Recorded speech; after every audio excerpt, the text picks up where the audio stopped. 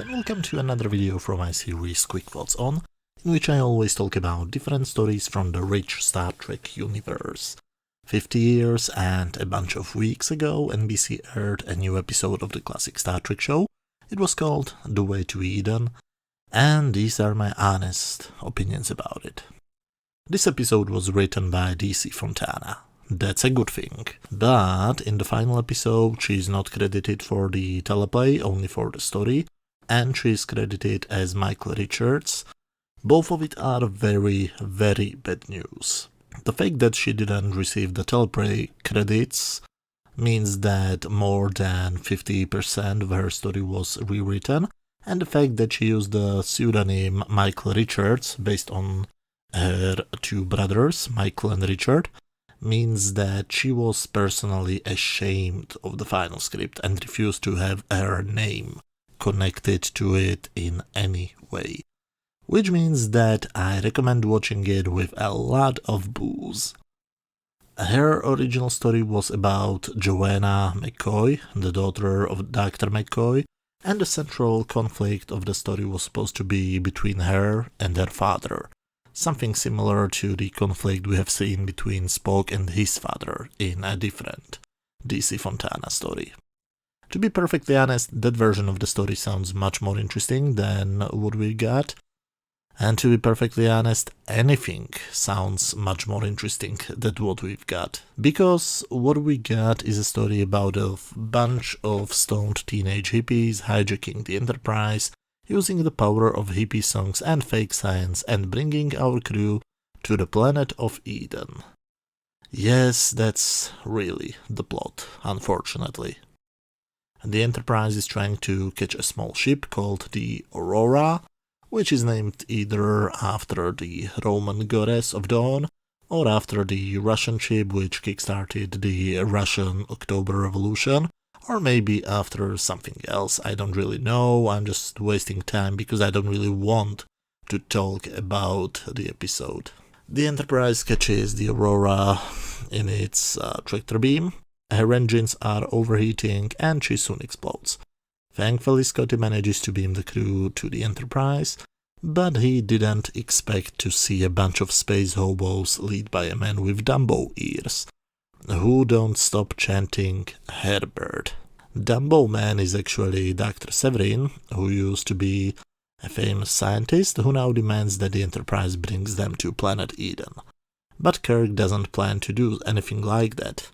The Aurora was stolen, which means in Kirk's eyes they are all criminals, and the only reason why they are not put in jail is that the purple-haired alien guy is a son of an ambassador. #purple privilege. Spock, for whatever reason, knows how to communicate with them. Maybe they drink the same stuff.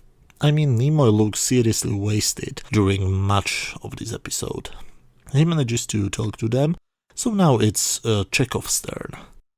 He has heard their voices over the intercom, and of course he knows the only Russian woman there. Of course she's his former girlfriend. Why does she have to be Russian and have a bad accent? He takes her away from the rest of her friends and has a very strange and absolutely inappropriate dialogue with her. That scene, however, starts to make sense immediately when you realize that originally that scene was written for Dr. McCoy and his daughter. Bones meanwhile found out that Dr. Severin has a deadly disease and puts him into isolation. When Spock has a chance to talk to him, he finds out something else. Dr. Severin is mentally ill. Yeah, isn't it obvious? I mean, he's a scientist who changed his lab coat for rags stolen from some homeless guy. He wears a half of a hard-boiled egg with an infinity symbol carved in on his clothes and wants to find Eden. Isn't it really obvious that he's not fully there? The other hippies now want to bond with the crew. The black-haired girl tries to flirt with Sulu, and George Takei tries to pretend that he's into that sort of things. Spock gets a visit from Adam, that porn star-looking guy who plays guitar on his Excalibur sword, and speaks to him. I listened to him in English, then I listened to him again, this time with English subtitles, I understand the meaning of each word, but I have no clue what he said. And I'm not sure if that's just me or if it was intentional. But according to Spock's reaction, they want to have a gig and they invite him to play with them too. And the last one is Irina, the Russian girl, who visits Chekhov in auxiliary control. Why do they have an auxiliary control and why is it not the most protected room on the ship? I mean, how often have alien intruders taken control over the ship from that room? Why is there not something like 50 armed guards 24/7? She just comes in and he even explains to her that they can control the ship from there. And I'm not sure if this is a case of poor writing or if they were trying to tell us that men in love do stupid things or something like that. Anyway, it's worth mentioning that Spock and Chekhov are wasting the ship's time and resources to find the planet Eden, because that definitely makes sense for their characters. I love it, like they accept that there is a first planet, an Eden, how they don't even question it for a moment. I have an idea. What if Dr. Severin was actually studying on Earth old biblical texts or something similar, and he found some previously unknown text saying that Eden wasn't a garden on Earth but a different planet, and that's why Severin decided to leave his post and start a religious cult? I think it's at least something. I mean, I don't like when they come up with relatively interesting ideas and do absolutely nothing with them. I mean, when I was younger, I fell in love with the books of Erich von Däniken, and I got fascinated by the idea that humans were created by alien visitors. So, of course, something like this might be interesting for me. So, the evening of the gig comes and we see them playing their instruments. Adam plays his sword, the blonde girl plays her bicycle wheel, and later even Spock joins them with his Vulcan harp. And the purple-haired alien guy, meanwhile, attacks Severin's guard, frees his master, and then they take over the ship from the auxiliary control. Because of course everybody would be listening to the amazing concert and nobody would simply do their duties. So the peaceful hippies suddenly show their true selves. They just sang songs about brotherly love and now they're showing us that they're basically terrorists. Why is everybody in this episode so stupid that they didn't see it coming? And now that I have seen all of them in one room, I have to ask a very nasty question. Why are all of them white? I mean, in this episode even Uhura has been replaced by a white woman. I'm not accusing everybody of anything, but this just adds the overall wrong feeling which I have during this whole episode.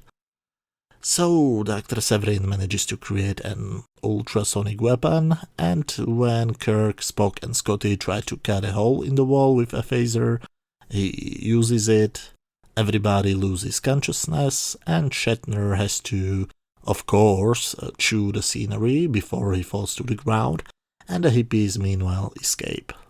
When they regain consciousness, Kirk suddenly is able to walk to the console and turn it off. Excuse me, I have a couple of questions. Why should ultrasound kill you? I have done a quick Google search and I haven't found anything supporting this idea. Yes, ultrasound could cause you many serious problems, but I haven't found anything which would claim you could die because of it. Is there any doctor watching this video? If I'm wrong, please let me know. Second question. Why was there no phaser beam coming out from Scotty's phaser when he was cutting the hole? They added it to the remastered version of the previous episode in which it was used, but not in this one. Also, why were they trying to cut a hole in the wall? What would they achieve other than give the hippies enough time to prepare for them? Don't they have, I don't know, explosives or something which would open the door quickly? They also have a working transporter which supports transports inside the ship. Why didn't Kirk simply beam to the control room with a phaser? Why do I have a feeling that I, a guy who is doing this for free in his bedroom and am thinking about this much more than professional Hollywood writers. How did the hippies escape? When the ultrasound knocked out everybody, why didn't it knock out them? If the ultrasound should kill the crew, why did they regain consciousness before Kirk turned it off? Why did Kirk and Spock regain consciousness before anybody else? If I, as a viewer, have to constantly ask a question, why, shouldn't you do one more rewrite of the script instead of filming it? Anyway, it's the final act, thankfully. The hippies took the shuttle Galileo 2 to the planet, which Spock and Chekhov identified as Eden, so our heroes beam there trying to find them. The planet looks like a combination of a soundstage and a park behind the studio, but apparently it's the most beautiful thing they have ever seen. Chekhov touches a flower because that's of course what a highly trained professional would do when he is on his first away mission on a previously unexplored planet. He screams like a little schoolgirl again, and Dr. McCoy finds out that everything there is full of acid. Well, acid and hippies, that's a perfect little match, isn't it? But this apparently isn't LSD but some deadly acid, and of course Adam dies before anybody else because he ate an apple. I get the symbolism, don't be afraid. Everybody else is hidden in the shuttle, but Severin runs out, climbs up a tree, and then eats an apple too. And nobody tries to prevent him from doing that. Do they want him dead? Well, you can guess what happens next. Of course, Dr. Severin dies, and the other hippies are brought to the Enterprise, and Irina gets the chance to say goodbye to Chekhov in a proper 1960s TV style. And I'm so tired that I'm not even questioning why is she not in a cell but is allowed to come to the bridge. Whatever, the stupid episode is over. This episode is dumb. Not only that, it is also really, really boring. This is one of the many episodes when I can't decide if this is so bad that it's funny or if it's so bad that it's annoying. You know what I like about this episode? The songs. That's it. I don't like anything else. The script is stupid, it feels like an old man trying to understand the young people and failing horribly. The acting sucks. Nimoy looks during most of the episode like he's drunk or hungover. Shatner isn't very much in this episode, but when he's chewing the scenery. It actually looks like he's trying to find out how far can he go until he gets stabbed by the director. Takei looks very uncomfortable when he's flirting with the teenage girl, and Walter Koenig looks unusually angry, and in some of the shots he looks pretty embarrassed. Again, I have no clue if these are the actors showing their displeasure with the material they were given, or if this is the director giving them strange instructions. I'm just commenting on how I interpret the performances. The guy who plays Adam looks like he's stoned in real life. The man who played Dr. Severin seems to be embarrassed, and he played a Nazi when we have last seen him, the last time on Star Trek. But at least the music is pretty good, if you like that style. On my standard scale from 0 to 10, where 0 is complete garbage, 10 is a masterpiece, and 5 is just average, I would give this episode 1 out of 10. It's probably the worst episode of the classic series and absolutely one of the worst episodes from the whole franchise. I'm so sorry to say that, but please give me the original Joanna story, at least in a comic book form or something. But anyway, as always, these were just my opinions. Feel free to let me know what did you think about this episode down in the comment section. If you enjoyed this video, please hit that thumbs up button, and if you have some free time, you can watch any of the other videos on my channel. You should see links to some of them on screen right now. Thank you very much for watching, and see you in a couple of days with my video about the next episode of Star Trek The Next Generation called The Dolphin. Thank you very much for your time, and see you soon. Bye.